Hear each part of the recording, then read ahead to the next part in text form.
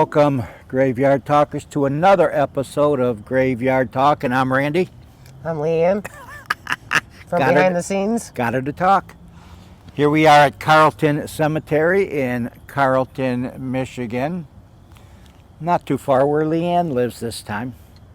And here we're at the little cemetery here. The cemetery's been around since probably, as most cemeteries in this area, probably the mid-1800s. And we're looking for a few people here. We're going to be looking for Elroy Calkins. Elroy Calkins was in his 28, I think. He was around 28. He worked for Detroit, Toledo, DTI Railroad. Buried here. Not quite sure where he's buried at, but he was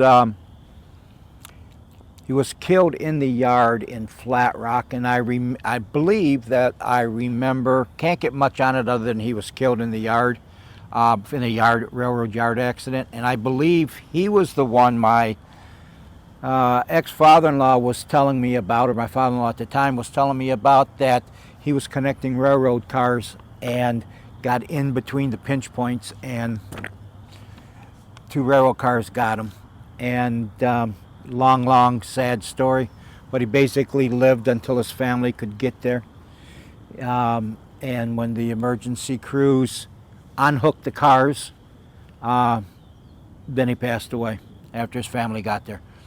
I'm not sure if that's him or not, but that's one story that my father-in-law told me about up there. I had a lot of friends and family that worked up there at DTI. Another one here is Earl Cunningham. Earl Cunningham was 17. He passed away in 1931 from a fractured skull that he received from a car accident. Doesn't say where that was at. Got another one, a little strange one. We got a doctor and a dentist. The same guy. He was a doctor and a dentist here in Carlton. Was riding in the back of a pickup truck in town. And he was 66 years old, and he was thrown from the back of the truck. In what year was that? You know what, I didn't write it down. But he was thrown from the back of the truck, and I think it was in the 1930s or 40s. And of course he died from it. So they're here. Have not visited any of the graves. So we're in front of the Laurel family grave. And the reason we are is after the last video we did, Leanne and I stood around testing out a few other spirit box, showing her what I had, and that name come up. So that's why we're sitting in front of it. We seen it and thought, yeah, you know what, this place is talking to us. Let's stop and see what's happening. So we'll do our spirit box. Anyone who'd like to, any of the spirits like to come forth and talk to us, we'd like to talk to you. Leanne is dying to talk to you. So we'll see what happens. Leanne is holding the speaker today. So hopefully we're able to hear a whole lot up here. It is getting a little bit windy, and we'll go with the speaker box. Any spirits would like to talk to us, we'd like to say hello. My name's Randy. My name's Leanne. And here we go. We know chicken. Chicken.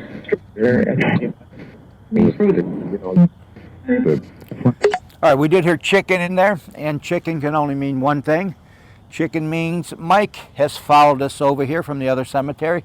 Michael, are you with us at this cemetery?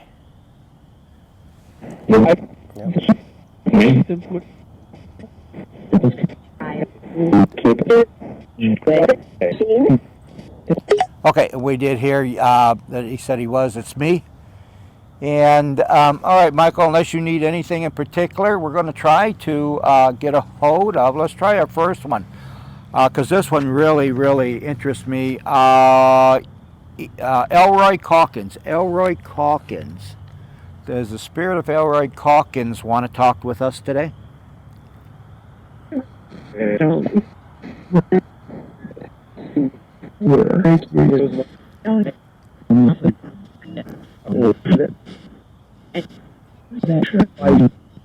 Well, Elroy, we don't know where you're buried at in here. We didn't look. So I don't know if we're close to you or not. Are we anywhere near you? Can you see us? Are we anywhere near you?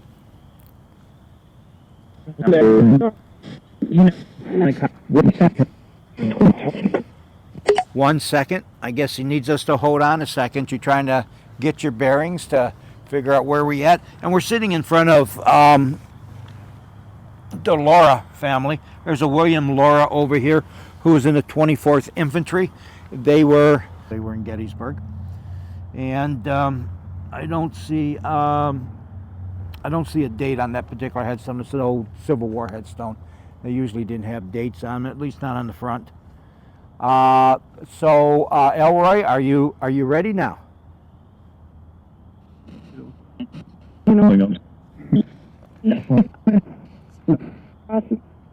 No. 3, 6. Okay, so I take it, Elroy, you're not willing to talk to us today? Because we'd really like to find out what happened in the rail yard that day that you were injured and that you were killed.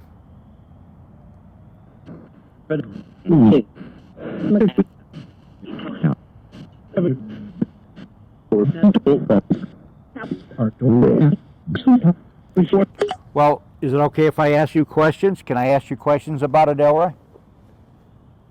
It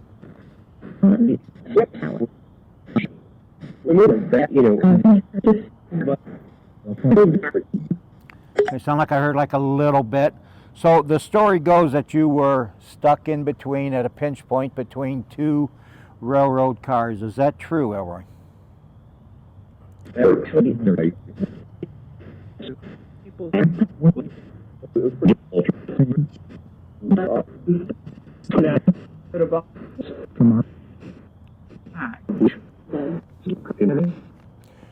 So I guess we want to know, Elroy, was it your fault? Did you do something wrong?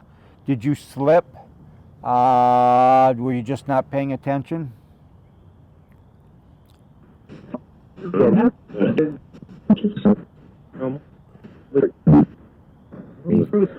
I thought I heard I just tripped. I thought that's what I heard was I just tripped. So if you tripped, that would probably meant that you were going into either, well, you had to have been hooking the car up, probably hooking the air hoses up, and you tripped over the rail.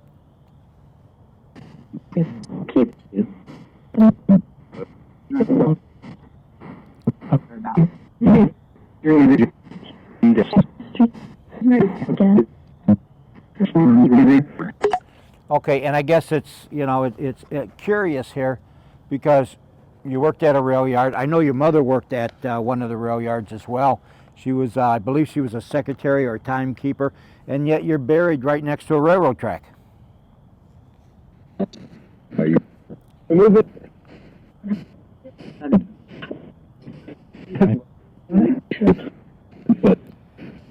Can't seem to get away from being around the railroad track, can you?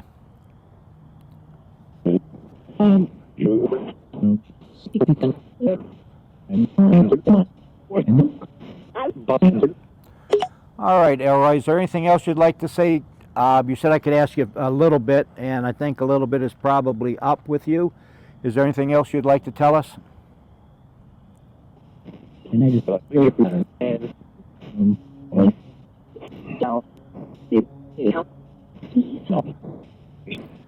I heard Noah there, so sounds like he was about done talking to us. And we're also trying to get a hold of Earl Cunningham. So Earl Cunningham was the one I told you about in the beginning, a 17-year-old kid. He died from a fractured skull in a car accident. Earl, are you with us today, Earl?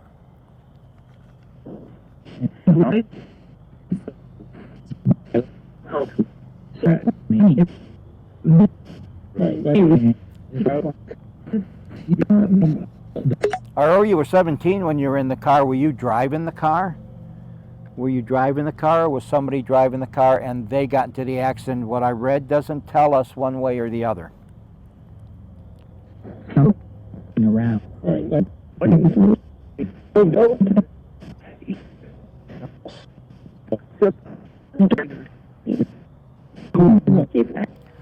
I heard I was moving around or I was messing around, and then somebody come in there and said nope. So I guess, were you a passenger in the car, Earl? Were you a passenger in the car where you had the car accident? Together. Get in. Well. I heard, you guessed it, and then I heard if I could get in. Can you explain what you meant by if you could get in?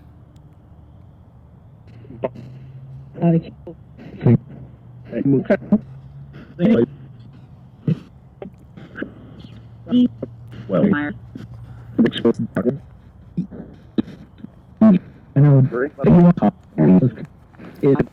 Am I a cop? No, I'm not a cop. But I did play a Klingon on TV once. Does that help?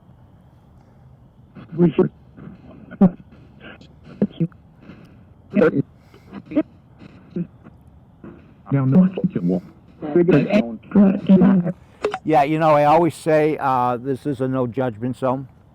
So, you know, it doesn't matter what you did that got you ended, you know, that ended you up here. I guess that's the right terminology for it.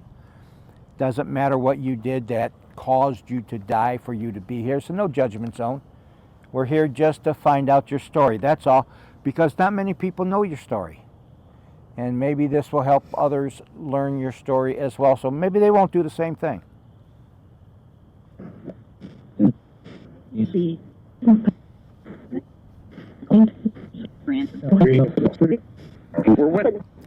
hear Rand come through again? Sounds just like my sister, and I'm gonna keep ignoring her for right now.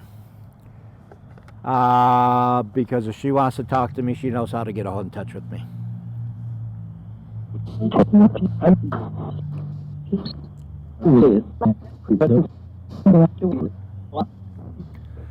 All right, Earl, do you have anything else that you'd like to say? If I got what I understood was it wasn't your fault. You weren't driving. You were trying to get in the car. It's kind of sort of what I got out of it.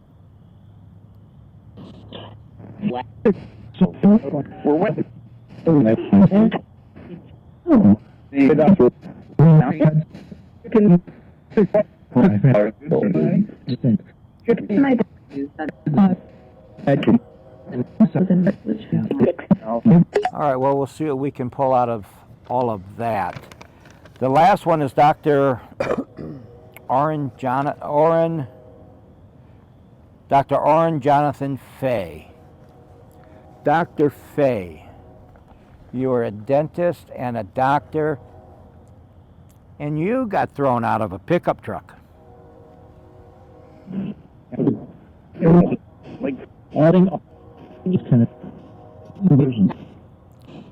So, Dr. Fay, are you with us today, and would you like to talk about what happened to you? No.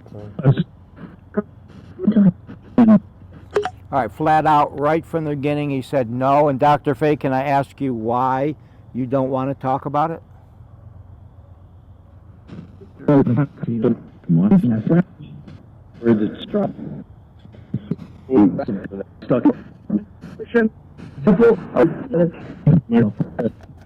Heard something about straw. Of course, this being a farming community, maybe he was standing on the back.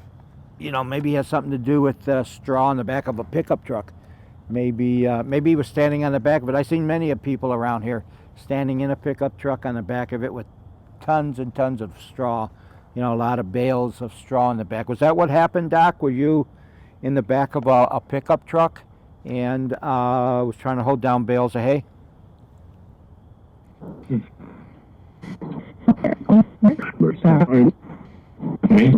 is what.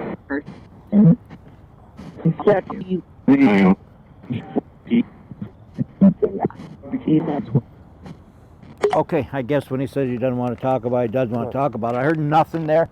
So I would like to thank all three of them for coming up and talk to us a little bit what we got to do. And Leanne's going to ask you the next question. Right there. This one? Yep. Did you attend your own funeral or a loved one that passed? What's that say? That passed on after you. There you go. So did you attend your own funeral or a loved one's funeral that passed on after you?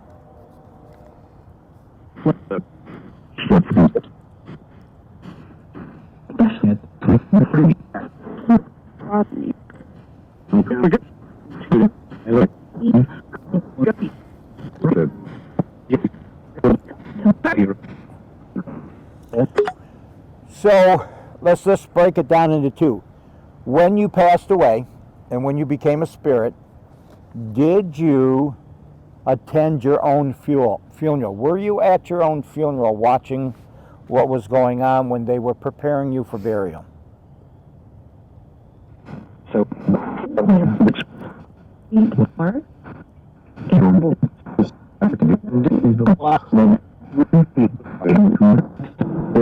So I heard no.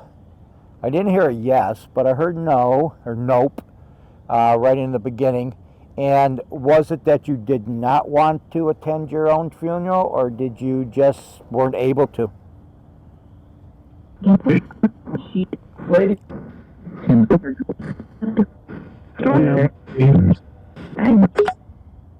Did you hear late? I heard late. Yeah. Yep, I heard late. So they were late getting to their own funeral, I guess. and our no. Most likely. So, has any of the spirits here ever attended the funeral of someone who's passed after you? And I guess that would be, if you did you attend the funeral with the person who passed as they were a spirit?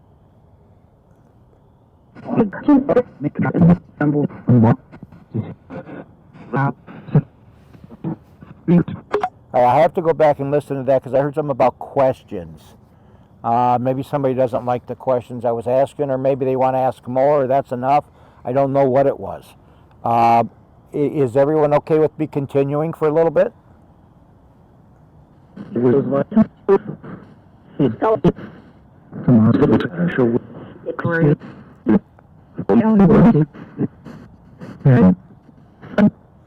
All right, let me ask flat out. Do you want me to stop the session right now?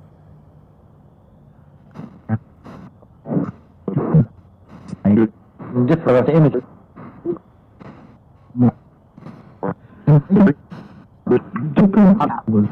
You're open. Don't. Very clear, don't stop the session. Somebody said you're open. They're open, I guess. All right, so we'll go on a little bit more. So, were you able to attend the funeral of a loved one? And I want to know if you did, was that loved one's spirit with you attending that funeral? It was. I heard it was nice. Like, All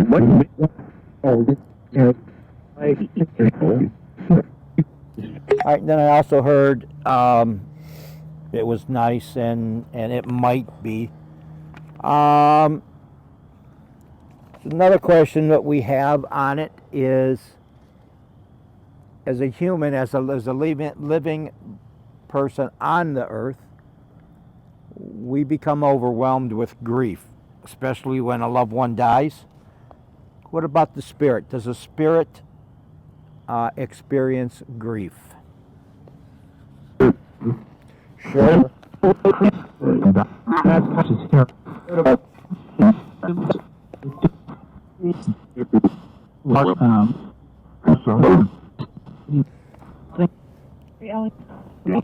All right, there's Mary Ellen in there. I heard sure, some. I heard a lot of comments in there. So obviously, yes, a spirit does experience grief. Mary Ellen, would you like to come in there and say something to us?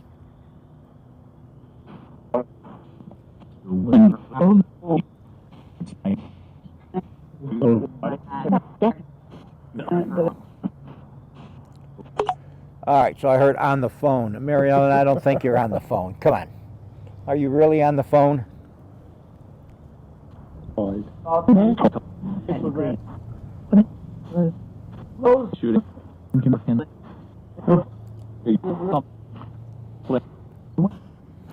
All right, so spirits say that they can experience grief.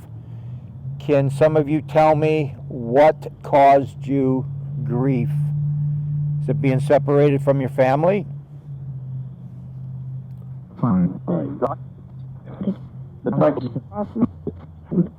The crossing. I heard the crossing. So obviously the crossing over from the living state to the spirit state. Possible.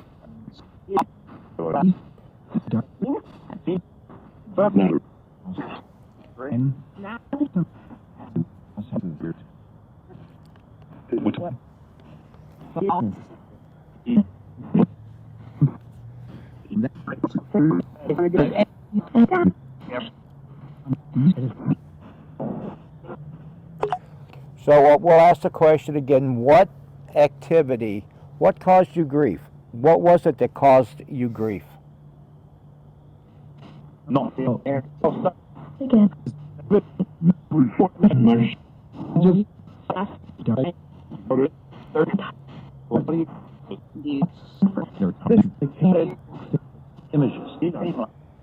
Images.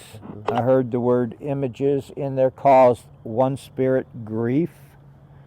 We'll have to listen to what else was going around in there about the images. What else we got on that list, Leanne? What was on the... Do spirits cry? Oh, we know that yeah. you can grieve. Do you cry? Did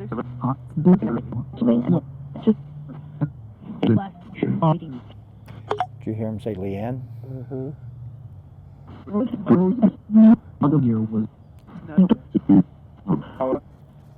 I heard no from a female sounding spirit, and then I heard we do from a male sounding spirit.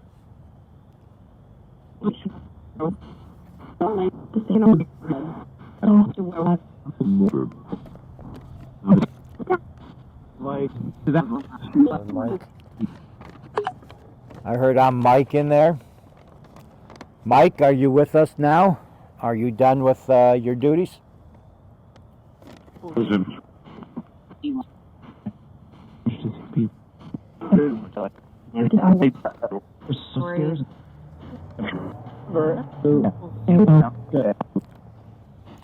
right, and on that, if you cry for the spirits, if you cry, can you tell us some of the things, something that has made you cry as a spirit?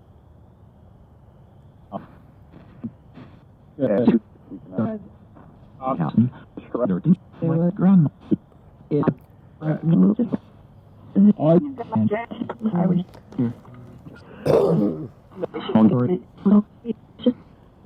right, I heard grandma in there. Way down below, I heard grandma in there.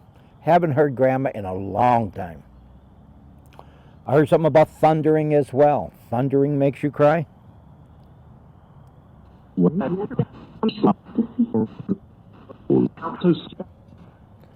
All right, we know the world is going to hell in a handbag. That should make you cry. That should make you upset with the world being as crazy as it is right now. Does the world being crazy, the politicians, the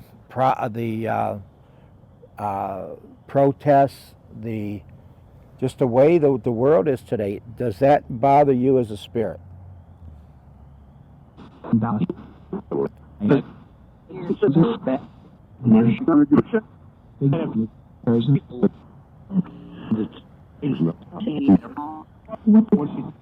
Alrighty, we'll see what we pull out of all of that. One of these times we're going to let Leanne do a whole session all by herself. She's still a little mic and camera shy. So with that, I want to thank y'all and Leanne for coming along on my journey. As I said before, there's more days behind me than there are in the past, and maybe my journey will help you with your journey. And with that, I'm Randy. I'm Leanne. And we'll see you all in the next one.